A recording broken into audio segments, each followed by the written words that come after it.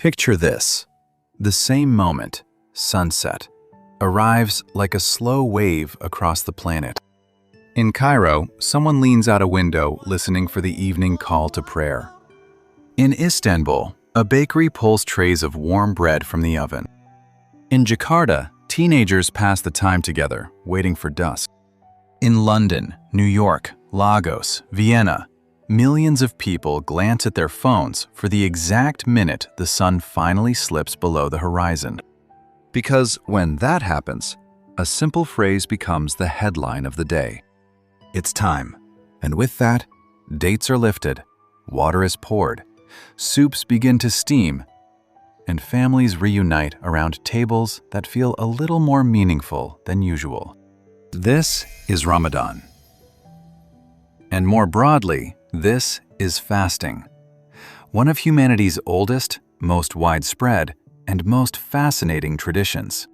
Not because people forgot where the fridge is, but because cultures across time discovered something surprising.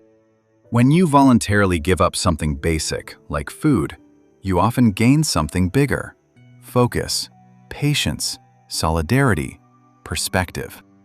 Today, we're going on a global journey through Ramadan and fasting, where it comes from, how it works, who is exempt, how it connects to other traditions like Christianity and Buddhism, what modern science says about health benefits and risks, what about children, and how different cultures celebrate the breaking of the fast.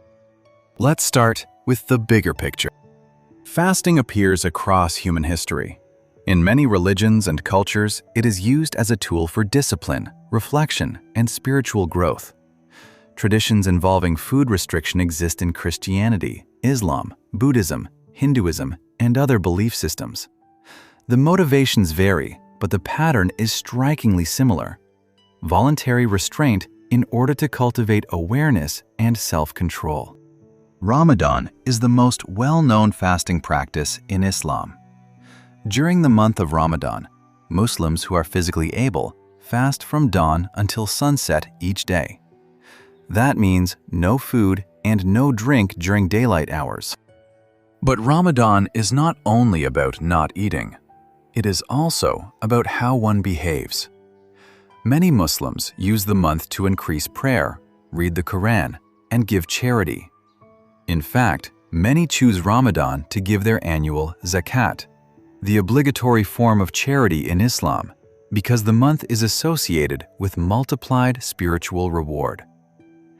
Before the end of Ramadan, Muslims also give zakat al-Fitr, a specific charity intended to ensure that even the poorest members of society can participate in the upcoming celebration. Religiously, Ramadan is significant because Islamic tradition holds that the Quran was first revealed during this month. Within the last 10 nights of Ramadan, Muslims observe Laylat al-Qadr, often translated as the night of power or night of decree. It commemorates the beginning of the Quran's revelation and is described in Islamic tradition as being better than 1,000 months, a night of intense prayer, reflection, and spiritual focus. Historically, scholars date the formal obligation of fasting in Ramadan to the early Muslim community in the 7th century, around the year 624 of the Common Era. So what does a typical fasting day look like? Many Muslims wake before dawn for a meal called suhoor. It can be simple, maybe yogurt, bread, fruit, and water. Or it can be a full family meal. The goal is to nourish the body before the long daylight hours begin. Then, from dawn until sunset, there is no food or drink. In most interpretations, this also includes refraining from smoking and sexual activity during those hours. The fast is broken at sunset with a meal called iftar. Traditionally, many people begin with dates and water, followed by soup and other dishes. Evenings often include additional prayers known as tarawih, special nightly prayers performed during Ramadan. It is important to understand that Islamic law includes clear exemptions. Fasting is not meant to endanger health. People who are ill, traveling, pregnant, breastfeeding, elderly and frail, or experiencing menstruation or postpartum bleeding are generally exempt from fasting during those times. Depending on the situation, missed fasts can be made up later. In cases of chronic illness where fasting is not possible, many traditions provide alternatives, such as feeding people in need. Mercy and practicality are built into the framework. Now, let's zoom out and compare this with other traditions. In Christianity, fasting has long been part of spiritual life.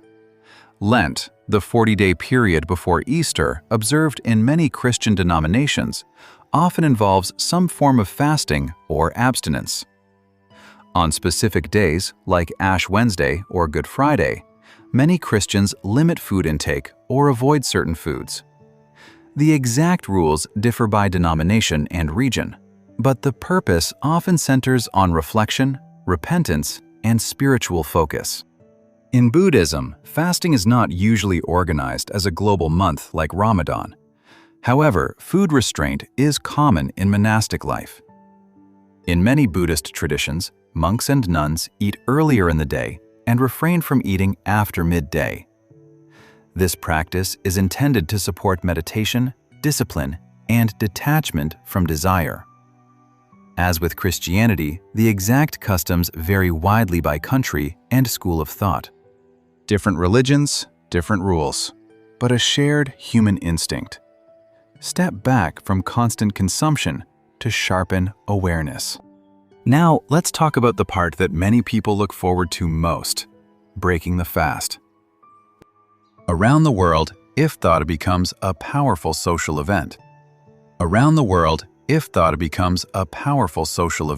In Egypt, streets are decorated with colorful lanterns during Ramadan. In some neighborhoods, a traditional drummer walks the streets before dawn to wake people for the pre-dawn meal. At sunset, families gather around tables filled with soups, breads, rice dishes, sweets, and fresh juices. In Turkey, bakeries become especially busy during Ramadan. Warm bread is a centerpiece of many evening meals. In some cities, drummers still walk through neighborhoods before dawn, keeping alive centuries-old traditions. In Indonesia, a popular custom describes the social activities people do in the late afternoon while waiting for sunset.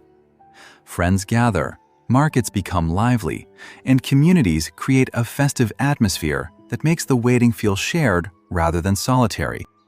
In various countries, sunset has historically been marked by dramatic signals, including ceremonial cannons. Today, smartphone apps often replace cannons, but the sense of anticipation remains the same, and the food itself tells stories.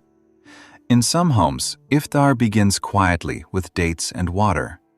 In others, it unfolds into elaborate, multi-course meals featuring regional specialties. The dishes vary from Morocco to Malaysia, from Nigeria to Bosnia, but the emotional core is consistent. People sit together. Conversations slow down. Gratitude feels more tangible. From a medical perspective, fasting raises important questions. Research on Ramadan fasting in generally healthy adults suggests that some people experience modest weight loss and temporary improvements in certain metabolic markers, such as cholesterol levels or blood pressure. However, results vary widely and depend on sleep patterns, climate, meal composition, and individual health status. At the same time, there are potential risks. Because Ramadan fasting includes abstaining from water during daylight hours, dehydration can occur, especially in hot climates or during long summer days. Headaches, fatigue, and disrupted sleep patterns are commonly reported. Imagine a construction worker in midsummer heat fasting during long daylight hours.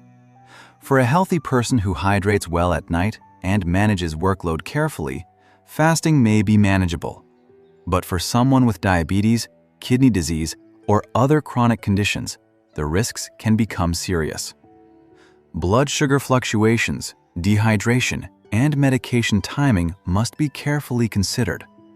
Medical professionals often recommend consulting a healthcare provider before fasting if there are underlying conditions.